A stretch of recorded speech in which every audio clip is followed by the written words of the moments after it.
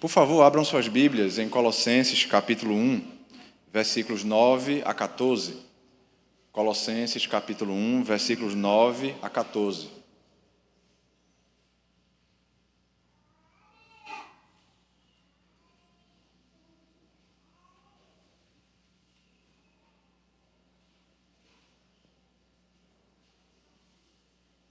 Colossenses, capítulo 1, versículos 9 a 14.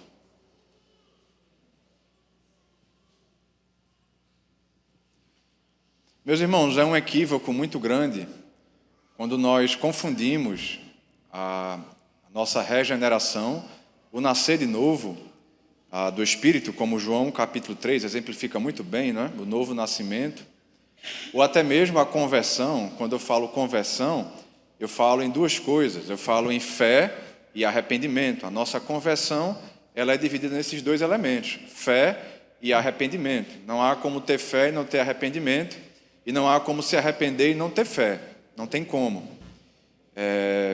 E muitas vezes nós nos equivocamos quando pensamos que regeneração e conversão é a salvação. De fato, isso é parte do processo da salvação, mas a salvação é muito mais do que a regeneração e a conversão. E qual o erro que nós cometemos se nós simplesmente pensamos que a salvação se resume, por exemplo, à regeneração, nosso novo nascimento, e à nossa conversão, quando cremos no Senhor Jesus e, consequentemente, nos arrependemos do nosso estilo de vida pecaminoso, porque não criamos nele. Mas a grande implicação desse equívoco é que nós tratamos a salvação como algo que já foi, não faz parte mais da nossa vida. Por quê? Porque nós já somos regenerados e nós já somos convertidos, não é? Fiquei sabendo, né, que não há visitantes aqui, então se não há visitantes, todos são crentes. Então, o equívoco de pensarmos que a regeneração e conversão é a salvação, é que a salvação não tem mais nada a ver com a gente. A salvação é coisa do passado, vamos tratar agora de outra coisa mais importante, porque salvação já foi, eu já sou salvo. Mas, se pensarmos assim, nós também vamos pensar que o Evangelho é só para os descrentes. O Evangelho não tem mais nada a ver com a igreja do Senhor, que somos nós. Não. A salvação não é só regeneração e conversão, não é? Por exemplo, depois da nossa conversão, nós temos a nossa justificação. O que é a justificação? É o ato de Deus em declarar o pecador justo com base tão somente nos méritos de Cristo. Vou repetir, justificação não é um processo, é o ato de Deus em declarar o pecador justo com base tão somente nos méritos de Cristo, porque a única coisa que foi suficiente para que nós possamos ser declarados justos foi o sacrifício dele na cruz e, consequentemente, a nossa fé nele. Mas depois nós somos adotados, somos inseridos na família de Deus, e depois inicia-se um longo processo na salvação, que é o processo da santificação. Meus irmãos, a santificação, ela faz parte da salvação. A santificação tem tudo a ver com o Evangelho. Quando nós pensamos na carta de Paulo aos Romanos, nós pensamos e devemos pensar que o principal tema daquela carta não é a justificação pela fé. Não é. A carta tem 16 capítulos e apenas capítulo 3, versículo 21, até o capítulo 5, versículo 21, trata sobre a justificação. Se você ler Romanos com atenção, você vai perceber isso. Justificação pela fé em Romanos só tem Romanos 3, 21, até o capítulo 5, versículo 21. Depois você não vê mais justificação pela fé. E quando nós chegamos, por exemplo, dos capítulos 6 a 8 de Romanos, nós vamos ver Paulo falando apenas de um único tema: santificação. Santificação. Ele vai desenvolver a ideia de que o princípio da santificação é que nós estamos mortos para o pecado e vivos para o Senhor. E ele trata isso como um processo, e esse processo é que eu devo apresentar os membros do meu corpo em santificação e não ao pecado. Aí chegamos no capítulo 7, observamos um problema da santificação. Qual é o problema? O bem que eu quero fazer, esse eu não faço. E o mal que eu não quero fazer, esse eu faço. Não é? A luta, a guerra contra o pecado que não acabou. Não é? Nós continuamos a lutar contra o pecado. E no capítulo 8 de Romanos, nós observamos o poder para a santificação, que é exatamente o Espírito Santo.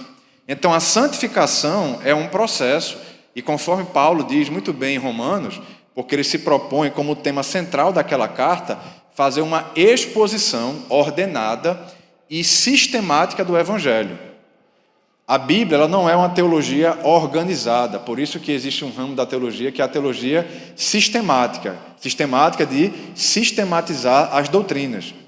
A Bíblia ela tem teologia bíblica, ela vai colocando, é o teólogo sistemático, pega os dados da Bíblia e vai organizar a doutrina do Pai, doutrina do Filho, doutrina do Espírito, doutrina do pecado, da salvação e por aí vai. O que nós temos mais próximos de uma teologia sistemática, organizada na Bíblia, é a carta de Paulo aos Romanos, onde ele faz ali uma exposição do Evangelho. Ele começa falando que todos precisam do Evangelho, ele fala que somos declarados justos com base na fé em Cristo, mas que depois da justificação, nós temos um processo, que é o processo da santificação. O apóstolo Paulo, escrevendo aos Filipenses, capítulo 2, versículo 12, ele vai dizer o seguinte: desenvolvei a vossa salvação. Então, se é para nós desenvolvermos a nossa salvação, que conclusão óbvia chegamos? Apenas olhando e interpretando o texto, que a salvação ela não é coisa do passado somente. A salvação faz parte hoje do nosso dia a dia. A salvação está fazendo parte, nesse momento aqui, desse culto. Nós estamos ainda em um processo de salvação. Nós já somos salvos em uma perspectiva de que fomos regenerados, fomos convertidos, fomos declarados justos, justificados, mas estamos sendo salvos ainda porque nós estamos em um processo de santificação. E a santificação é, sim, salvação. Santificação é parte da salvação. Por que eu estou falando tudo isso? Porque o texto que vamos ler agora vai falar exatamente sobre isso.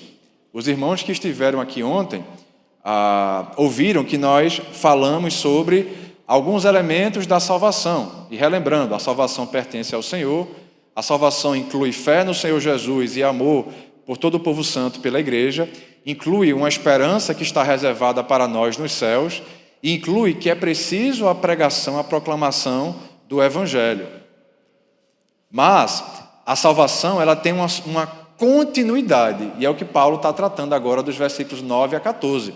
A doutrina central que é trabalhada aqui ainda é a doutrina da salvação, de maneira mais específica, a santificação. O que Paulo vai falar aqui agora é que uma vez que de fato nós já estamos em Cristo, nós precisamos desenvolver a nossa salvação. Fomos declarados justos, ponto final, de forma nenhuma. De forma nenhuma. Há um processo, uma continuidade da salvação. Então vamos ler o texto bíblico, e você já vai ler o texto bíblico com essa luz aí, com esse direcionamento em mente. Então, nós já lemos o texto bíblico, na verdade, né? Não lemos o texto bíblico. Lemos, não? Então vamos ler agora. Colossenses 1, de 9 a 14. Diz assim a palavra do Senhor. Por essa razão, desde o dia em que o ouvimos, não deixamos de orar por vocês e de pedir que sejam cheios do pleno conhecimento da vontade de Deus, com toda a sabedoria e entendimento espiritual. E isso para que vocês vivam de maneira digna do Senhor e em tudo possam agradá-lo, frutificando em toda boa obra, crescendo no conhecimento de Deus e sendo fortalecidos com todo o poder, de acordo com a força da sua glória, para que tenham toda a perseverança e paciência com alegria, dando graças ao Pai, que nos tornou dignos de participar da herança dos santos no reino da luz, pois Ele nos resgatou do domínio das trevas e nos transportou para o reino de seu Filho amado, em quem temos a redenção, a saber, o perdão dos pecados. Vamos orar rapidamente. Senhor Deus, Tua palavra foi lida, ajuda-nos, ó Deus, na explicação da mesma e nas devidas aplicações, ó Deus. Use a minha vida, me capacite, me revista de poder e ajude toda a igreja para que possa compreender o que vai ser exposto nessa manhã. Oramos no nome do Senhor Jesus. Amém. O apóstolo... muito obrigado. Então, o apóstolo Paulo, diante da realidade da salvação dos colossenses, ele agora vai começar a fazer algumas diretrizes para a igreja, e nós sabemos que essa carta tem como destinatário primário a igreja em Colossos, e os destinatários secundários somos nós, eu, você e qualquer leitor da Bíblia. É o destinatário secundário dessa carta aqui.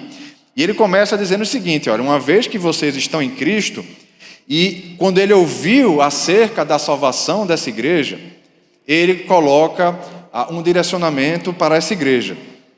E o direcionamento é que eles possam ser cheios do pleno conhecimento da vontade de Deus.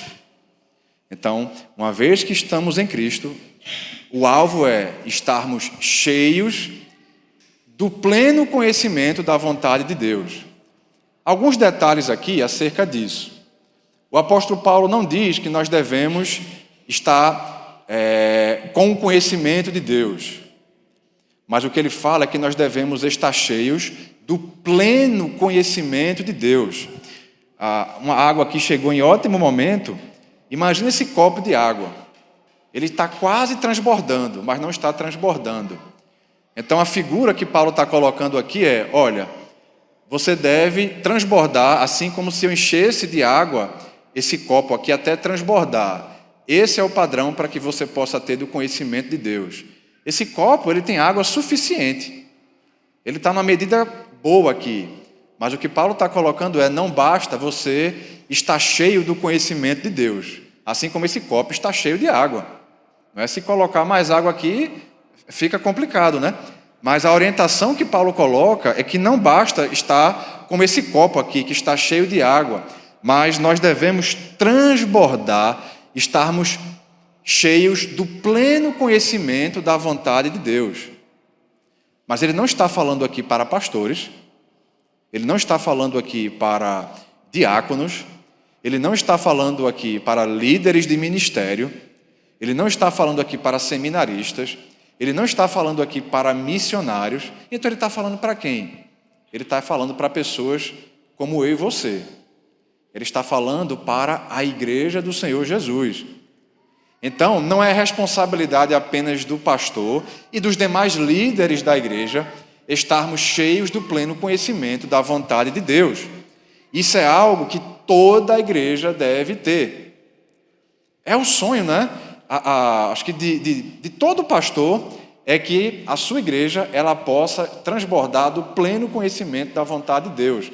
Porque quando a igreja transborda de pleno conhecimento da vontade de Deus, essa igreja, ela de fato, ela vai frutificar e essa igreja, ela praticamente vai dar poucos problemas. Problema vai dar, porque não existe igreja sem problema, porque a igreja é formada por pecadores como eu e você. Mas perceba a responsabilidade que recai sobre cada um de nós, sobre você, sobre cada um de nós, transbordar do pleno conhecimento da vontade de Deus. Pergunta: como podemos transbordar do pleno conhecimento da vontade de Deus? Nós temos um pressuposto quando vamos estudar teologia. O pressuposto é possível conhecer a Deus? Esse é o pressuposto básico. Você se matriculou em um curso de teologia, então você vai ser ensinado na igreja, é possível conhecer a Deus? Pergunta, resposta, sim e não. Por que sim? Porque Deus se revelou, né? Deus se revelou na sua palavra. Deus não só se revelou na sua palavra, quando ele se revelou na criação, Romanos 1, não é? Ele se revelou na natureza interior do homem, Romanos 2, 14 e 15. Porque nós temos uma coisa que só o ser humano tem. O que é que só o ser humano tem? De seres criados. Nós temos um senso de moralidade. Perceba que nenhum outro ser vivo tem um senso de moralidade, a não ser nós, seres humanos. O que é isso? Isso é um lampejo da revelação de Deus no interior do ser humano. Mas conhecer sobre Deus através da criação revela o seu poder, a sua divindade, a sua glória. Entender que Deus se revela no interior do ser humano aponta algo acerca de que somos imagem e semelhança de Deus, mas será impossível transbordarmos do pleno conhecimento de Deus apenas pela nossa natureza e pela criação. Então, qual é hoje a maior revelação de Deus disponível para o ser humano? Historicamente, a maior revelação de Deus para o ser humano não é a Bíblia. Então é o quê? O próprio Cristo, quando veio à Terra. Mas Cristo não está mais como um homem encarnado em nosso meio. Então, a maior revelação que temos disponível hoje é a sua palavra, é a Bíblia. Nós consideramos a Bíblia um dos seus atributos. A Bíblia tem alguns atributos, como, por exemplo, ela é inerrante, ela é infalível, ela é autoritativa e ela é suficiente. Ela é suficiente. Você quer entender o que Deus quer para a sua vida? Você não precisa de mais nada além da Bíblia. Você quer entender o que é preciso para a santificação? Você não precisa de mais nada além da Bíblia. Então, é impossível transbordarmos do pleno conhecimento de Deus sem a palavra. Meus irmãos, nós devemos ser o povo da palavra. Nós devemos ser o povo da palavra. Se alguém te chamar de fundamentalista, diga, poxa, fui elogiado. Fui elogiado. Você não podia trazer um elogio melhor para me chamar de fundamentalista. Porque fundamentalista é a ideia de alguém que tem fundamento. E o nosso fundamento é a palavra. O movimento fundamentalista surgiu contra o movimento liberal, que relativizava a Bíblia. Que relativizava, por exemplo, os efeitos, a parte sobrenatural das Escrituras. Então nós precisamos nos debruçar na palavra. Nós precisamos não apenas nos contentar com 15, 20, meia horinha de tempo com a palavra. Nós devemos ler a palavra e nós devemos não apenas ler a palavra, devemos estudar a palavra e devemos meditar na palavra e devemos aplicar, viver a palavra. Meus irmãos, a salvação até vem do alto. Até vem do alto. Mas ela não cai do céu. Da mesma forma, transbordar do pleno conhecimento de Deus requer esforço. Transbordar do pleno conhecimento de Deus requer esforço. Requer investimento, requer tempo, requer dedicação, requer zelo. Uma pergunta para que você possa responder para você mesmo. Qual tem sido e como tem sido o seu tempo com a palavra? Como você poderia medir o conhecimento que você tem de Deus, o conhecimento que você tem da palavra? A situação dos Colossenses é a mesma nossa, nós estamos em Cristo. E se estamos em Cristo, nós devemos transbordar do pleno conhecimento da vontade de Deus. Mas para quê? Para que devemos transbordar do pleno conhecimento da vontade de Deus? O versículo 10, a parte A, vai dizer o porquê. Qual a finalidade de transbordarmos do pleno conhecimento da vontade de Deus? Versículo 10. No versículo 9 ele ainda fala que esse transbordar deve ser em toda sabedoria e entendimento espiritual. Não é só esforço nosso. Nós precisamos de capacitação sobrenatural. Por isso que quando nós oramos antes da pregação, não pode ser um cara crachá, né? Vou bater o cartão, bater o ponto. Não, porque o que vamos fazer é algo que ultrapassa o nosso entendimento. Então não requer somente esforço nosso, mas oração. Senhor, me ajude a entender a Tua palavra. Senhor, apenas com as minhas técnicas hermenêuticas, apenas com as minhas habilidades, isso não é suficiente para eu entender a Tua palavra. Eu preciso que o Senhor ilumine, eu preciso que o Senhor consiga me dar entendimento. O transbordar no pleno conhecimento da vontade de Deus é com toda a sabedoria e entendimento espiritual. Mas qual a finalidade disso? Versículo 10a. E isso para que vocês vivam de maneira digna do Senhor e em tudo possam agradá-lo. Qual o motivo? O motivo de transbordar do pleno conhecimento da vontade do Senhor é para que nós possamos glorificá-lo. Sabe qual é o propósito da sua vida? O propósito da sua vida não é você ser feliz. O propósito da sua vida não é você ter paz no seu coração. Isso não é o propósito da sua vida. Deixa eu apenas dar um exemplo que esse não é o propósito da sua vida. Se esse fosse o propósito da vida, Jonas estaria no centro da vontade de Deus. Porque ele não tinha paz no seu coração para ir até Nínive. Ele tinha paz para ir até Nínive? Ele não tinha paz. Mas ele tinha que fazer exatamente o que não trazia paz para ele. Da mesma forma, nós não evangelizamos as pessoas porque elas precisam ser salvas. Isso é uma ideia secular. Nós precisamos evangelizar as pessoas, sabe por quê? Porque existem povos que não adoram o Senhor. Nós devemos pregar o Evangelho porque existem nações, existem pessoas que não vivem para a glória dele. Consequentemente, quem vive para a glória do Senhor é salvo. A salvação não é o porquê, a salvação é a consequência. Ou, se você achar melhor, é a causa secundária. Mas o mundo não gira ao redor do nosso umbigo, o mundo gira ao redor do Senhor e da sua glória. Por isso que alguns tentam atacar a Bíblia dizendo: que Deus é esse? Quando você vai ler o livro de Josué, ele manda matar, exterminar, expulsar várias nações, vários povos, os cananeus dali. Que Deus de amor é esse? Essas pessoas que dizem isso veem apenas de uma perspectiva humana. Mas se você vê da perspectiva divina, a vontade de Deus é sempre boa, perfeita e agradável. Deus não é mau, Deus é bom, Deus é justo.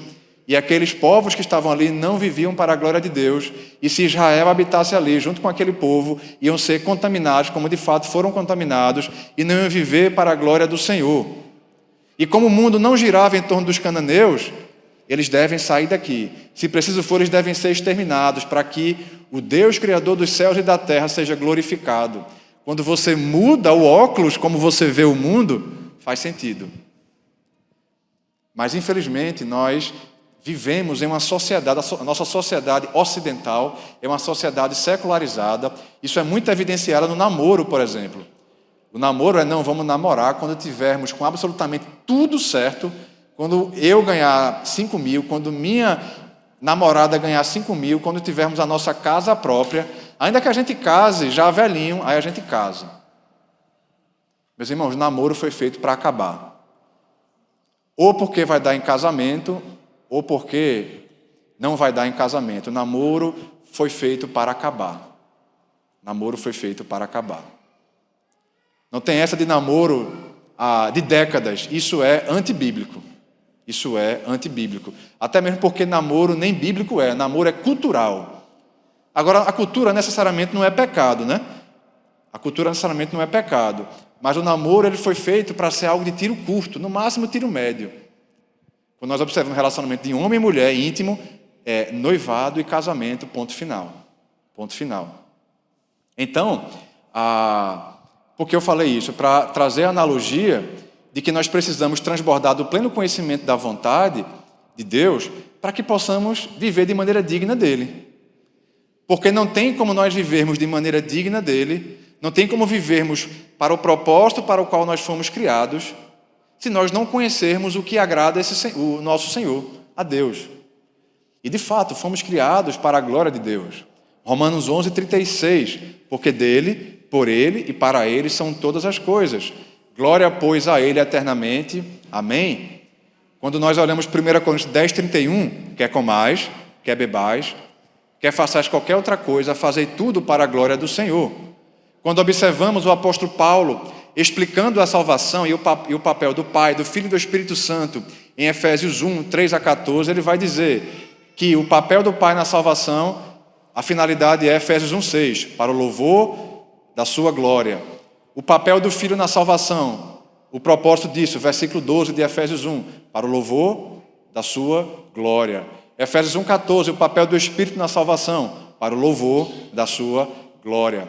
Nós somos salvos não para ter vida eterna, nós somos salvos para sermos adoradores do Senhor. Quem fala muito bem sobre isso é o pastor John Piper, no seu livro Alegrem-se os Povos. O propósito da minha vida e da sua vida é a glória de Deus. Mas para isso eu preciso transbordar do pleno conhecimento da vontade de Deus, para que eu possa viver de maneira digna do Senhor, de uma maneira que o agrade. De uma maneira que o agrade. Sabe aquela ideia? Não, eu não preciso de Bíblia, de doutrina, só preciso de vida cristã. Mas como alguém vai ter vida cristã sem Bíblia e sem doutrina? Um exemplo bem simples. Imagina que você foi contratado agora para um emprego novo. Você agora faz parte de uma empresa nova, ou você está em uma faculdade nova, em uma escola nova. E é dito que você tem que cumprir as normas daquele local. Mas é impossível você cumprir as normas daquele local se você não sabe quais são as normas daquele local. Então, se você não sabe as normas daquele local, você vai viver de uma forma incompatível com aquele local. Da mesma forma, não tem como nós vivermos de maneira digna do Senhor, para o seu inteiro agrado, se nós não sabemos o que é o inteiro agrado do Senhor. Você já ouviu isso várias vezes aqui na igreja, com o pastor Laércio e com os demais líderes, mas isso não é clichê. Nós precisamos nos debruçarmos, nós precisamos do alimento espiritual, nós precisamos da palavra do Senhor. Nós precisamos da palavra do Senhor para que nós possamos viver com a finalidade para a qual fomos criados, que é viver de maneira digna dele para o seu inteiro agrado. Agora surge outro questionamento.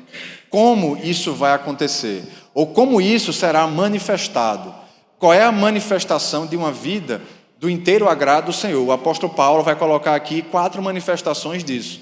A primeira, e todas elas estão, os verbos estão no gerúndio, que fica bem fácil para a gente entender. A primeira está no versículo 10b, quando ele vai dizer: frutificando em toda boa obra. Então, nós vivemos para o inteiro agrado do Senhor quando nós frutificamos em toda boa obra. Meus irmãos, onde eu moro, lá na Palavra da Vida, alguns conhecem aqui, principalmente os jovens, é um local que tem muita fruta. E a fruta que mais tem lá é jaca. Tem muito pé de jaca lá. A gente até evita estacionar os carros debaixo das jaqueiras, porque vez ou outra cai uma jaca. Um dia desse quebrou um para-brisa do carro, porque a jaca caiu bem em cima do para-brisa. Até do missionário Josué. Não sei se alguns conhecem aqui, o pastor Josué, lá da PV Sertão. E é visível quando a jaqueira ela dá o seu fruto à jaca. Não tem como não perceber. Quando você pode não conhecer muito sobre agricultura, mas você olha para um pé de qualquer coisa que seja, você sabe se tem frutos ou não. Você olha para um pé de acerola. Se você não vê o vermelhinho, os pontinhos vermelhos, é porque não está dando fruto. Está lá só o verdinho, né? só os galhos. E quando a árvore dá o seu fruto, isso é visível, isso é perceptível. Quando nós vivemos para o inteiro agrado do Senhor, isso vai ser perceptível na nossa vida. Porque eu vou olhar para Euder, acho que é Alder, vou olhar para Alder, e quando olhar para Alder e para Thaísa, eu vou ver, poxa, ele está cheio de pontinhos. O que é isso, Thaísa? É os frutos, ele está dando frutos. Você não está vendo, não?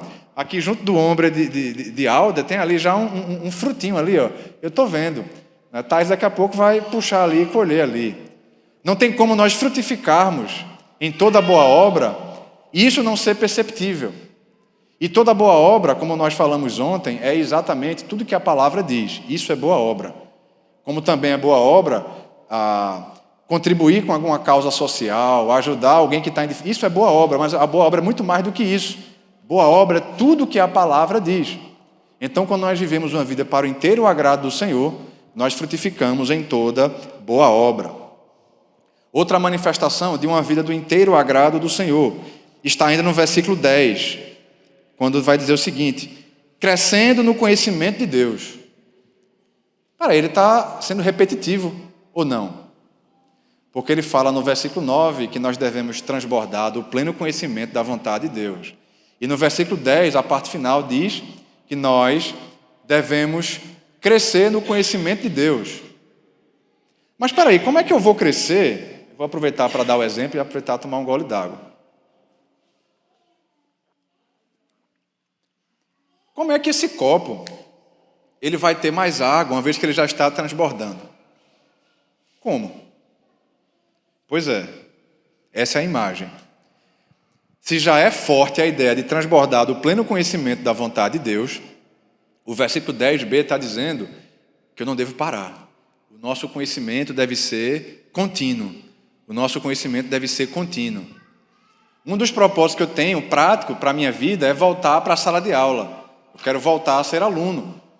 Quero fazer especializações, quero continuar a minha carreira acadêmica, eu tenho planos para isso.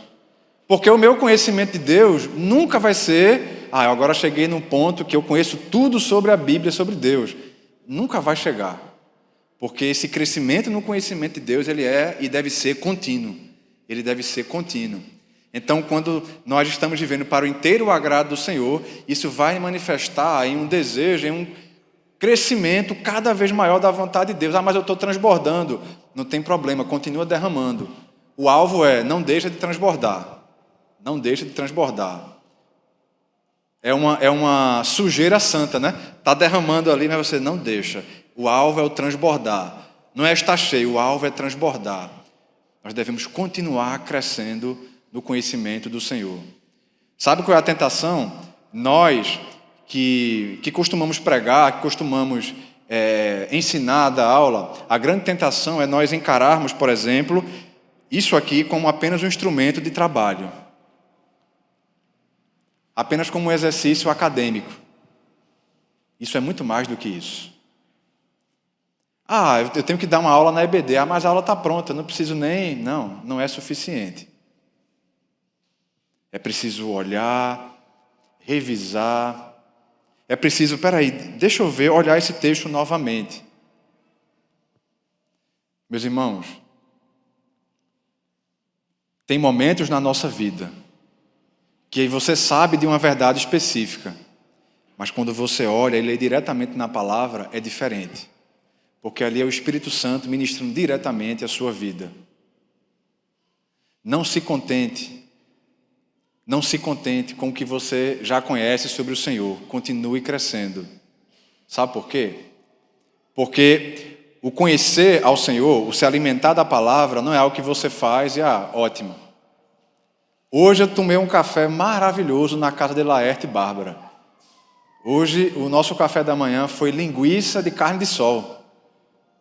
Com ovinho, com macaxeira, com cuscuz e um pãozinho de caixa com presunto e queijo. E um cafezinho. Só coisa boa, meus irmãos. Lá não sai coisa ruim, não. Só coisa boa. Mas quando chegar no almoço, eu vou dizer, não, eu tomei café muito bem, está tranquilo. A minha experiência maravilhosa no café da manhã não vai me garantir que no almoço eu não preciso me alimentar. Ou amanhã, no café da manhã, eu disse, não, amor, a gente não precisa tomar café. Sabe por quê? Porque a gente tomou um café da manhã maravilhoso em Gravatá, na casa de Laerte e Bárbara. Mas não é suficiente, eu preciso continuar me alimentando, por melhor que foi a experiência do café da manhã e da minha alimentação na casa de Laerte. Mas é insuficiente. Amanhã, ainda que eu vá comer um basicão, mas eu preciso daquele basicão, porque a minha linguiça de carne de sol, o meu corpo já digeriu, já passou. Foi daquele momento, da mesma forma é o nosso tempo com a palavra. Nós não temos crédito, não, eu estou com crédito, tenho gordura, aqui eu não preciso mais. Eu estudei de uma maneira que agora eu não preciso. Não, nós precisamos continuar no crescimento do conhecimento do Senhor. E só fazemos isso de duas formas, orando e estudando a palavra. Terceira manifestação de uma vida digna do Senhor, agora está no versículo 11. Sendo fortalecidos com todo o poder, de acordo com a força da sua glória, para que tenham toda a perseverança e paciência com alegria.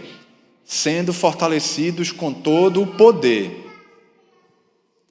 Sendo fortalecidos, nós somos aqui o agente passivo, né? Aquele que sofre a ação. E nós somos fortalecidos segundo o poder e segundo a força da glória do Senhor. É diferente se eu falar o seguinte, olha, nós somos fortalecidos com a glória do Senhor.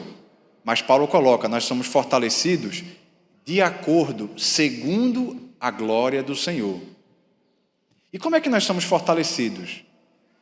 Quando nós pensamos em poder, não pense apenas, por exemplo, em feitos miraculosos, em feitos sobrenaturais. Nós demonstramos poder quando nós perseveramos e temos paciência. Isso é uma evidência de poder. Assim como é uma evidência de poder pregar o Evangelho, Atos 1:8. Isso é uma evidência de poder. Então, quando nós perseveramos, a ideia de perseverança literalmente significa constância. Não importa o que aconteça, se eu vivo para o inteiro agrado do Senhor, eu vou me manter perseverante, eu vou me manter constante, ainda que tudo esteja desmoronando em mim. E aí eu citei um livro que estava lendo ontem, Caminhando com Deus em Meio à Dor e ao Sofrimento. Quando nós estamos passando por dor e sofrimento, é uma ótima oportunidade para glorificar o Senhor. Porque alguém vai perguntar a Tarcísio, você está passando por uma situação tão difícil, mas me admira a tua perseverança. Que legal. Aí Tarcísio é uma ótima oportunidade para te dizer, sabe por quê? Porque eu tenho esperança. Porque eu sou fortalecido com poder. Então, porque eu sou fortalecido com poder, eu persevero. Isso é poder. Paciência, longanimidade, é uma paciência que não acaba. E o contexto dos Colossenses era um contexto absolutamente adverso. Então, quando nós vivemos para o agrado do Senhor de maneira digna, nós perseveramos e nós temos longanimidade e paciência. Isso é uma evidência dos filhos do Senhor, daqueles que são crentes, daqueles que, de fato, estão vivendo para o inteiro agrado do Senhor. E, em último lugar, e para encerrarmos, gratidão. Eu falei que o propósito da vida humana é a glória do Senhor. Mas também dar graças a Deus. Romanos 1, 18 a 20 diz uma coisa interessante. O apóstolo Paulo fala sobre o tema central da carta dele aos Romanos, que é o Evangelho. Ele vai mostrar que toda a humanidade precisa do Evangelho. Ele diz, Romanos 1, 18 a 20, quando ele vai dizer o seguinte: pois a ira de Deus se revela do céu contra toda impiedade e injustiça dos homens, que detêm a verdade pela sua injustiça. Pois o que se pode conhecer de Deus é manifesto, porque Deus lhe manifestou. Pois os seus atributos invisíveis, o seu eterno poder são manifestos desde a criação, de forma que os homens são indesculpáveis. Versículo 21. Uma vez que todos conhecem a Deus, ele vai dizer o que todos conhecem a Deus, eles devem fazer. Devem dar glórias a Deus e graças a Deus. Gratidão é o propósito da nossa vida também. Gratidão. Se você vê alguém que murmura, pode ter certeza. Você pode até dizer que ele é crente. Não vou dizer que ele não é crente. Mas uma coisa podemos dizer: ele não está vivendo uma vida digna do Senhor. Porque quando nós vivemos uma vida digna do Senhor, isso se manifesta em gratidão. É o que os versículos 12 a 14 vão dizer. Dando graças ao Pai, que nos tornou dignos de participar da herança dos santos no reino da luz, pois Ele nos resgatou do domínio das trevas e nos transportou para o reino de seu Filho amado, em quem temos a redenção, a saber, o perdão dos pecados. E o maior motivo de gratidão é porque nós fomos transportados do reino das trevas para o reino da luz. Nós fomos transportados do senhorio da nossa carne, do senhorio do mundo, do senhorio de Satanás, para o senhorio de Cristo. Isso deve ser motivo de gratidão. E Paulo já, no versículo 3, dá glórias a Deus pela salvação da igreja. Então, uma evidência de que nós vivemos de maneira digna do Senhor para o seu inteiro agrado é quando nós damos graças a Deus. E lembra o que foi dito ontem: nunca faltará motivo para a gratidão, principalmente para os crentes, porque nós somos salvos e devemos dar graças. Irmãos, isso é a maior experiência que aconteceu nas nossas vidas, o transporte do reino das trevas para o reino da luz. Então, concluindo, uma vez que fomos regenerados, somos convertidos, somos justificados, nós devemos continuar desenvolvendo a nossa salvação. Ou seja, nós devemos transbordar do pleno conhecimento da vontade de Deus, em toda sabedoria e entendimento espiritual. Com que finalidade?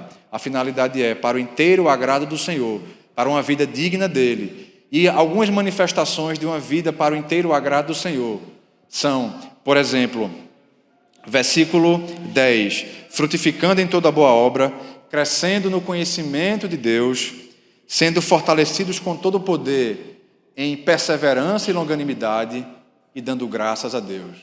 Meus irmãos, desenvolvamos a nossa salvação. A nossa salvação não é coisa somente do passado. A nossa salvação também é do presente. e será do futuro, quando estivermos na glória com o Senhor Jesus. Vamos orar. Deus Todo-Poderoso, louvado seja o Senhor por Tua palavra. Obrigado porque ela nos ensina que a nossa salvação não é apenas do passado.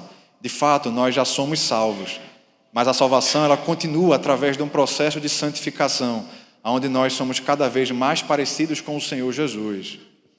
Que possamos transbordar, Senhor, no pleno conhecimento da Tua vontade. Que possamos, ó Deus, fazer isso para uma vida para o inteiro agrado do Senhor. E que possamos, ó Deus, sermos fortalecidos com fé, frutificar em toda boa obra, que nós possamos dar graças ao Senhor, que nós possamos, de fato, Deus, manifestar uma vida que é para o inteiro agrado do Senhor. Ajuda-nos a desenvolvermos a nossa salvação. Ajuda-nos, Senhor, a sermos cada vez mais parecidos com o Senhor, cada vez mais santos. Oramos no nome do Senhor Jesus. Amém.